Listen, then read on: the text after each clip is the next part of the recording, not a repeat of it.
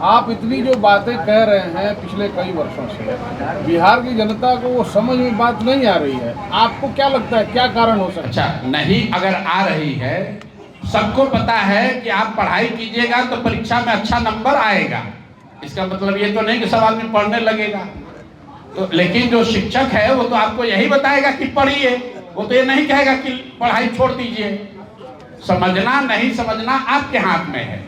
अगर बिहार की जनता हमारी बात न समझे और उनकी स्थिति सुधर जाए तो वो बहुत अच्छी बात है। अगर बिहार की जनता को हमारी बात समझ में नहीं आई तो क्या पलायन रुक गया, क्या शिक्षा की स्थिति सुधर गई, क्या भ्रष्टाचार कम हो गया? तो अगर गुरुजी आपको कह रहे हैं पढ़िए, आप नहीं पढ़िएगा, परीक्षा में फेल होइएगा।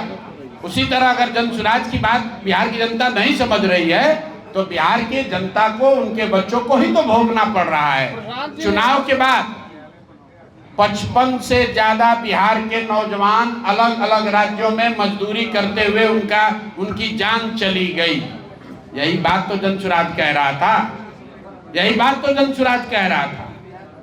जनसुराज ने कहा कि भाई तुम जाति की चिंता मत करो, कोई तुम्हारे जात का नेता तुम्हारी मदद नहीं करेगा। तो अभी दिल्ली में जिस पांडव कुमार को मार दिया गया, सिर्फ ये कह के कि तुम बिहारी हो, बिहार के लोग यहाँ गंद फैलाए हैं।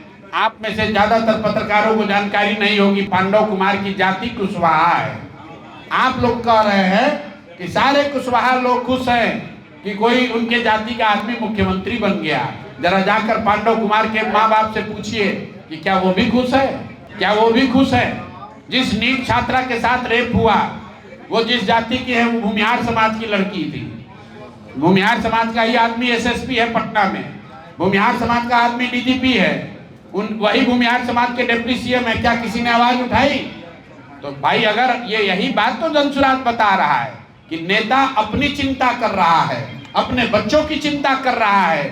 जाति और धर्म में हम और आप फंसे हुए हैं, और जब तक आप इसको नहीं समझिएगा तब तक आपके और आपके बच्चों का भला नहीं होगा।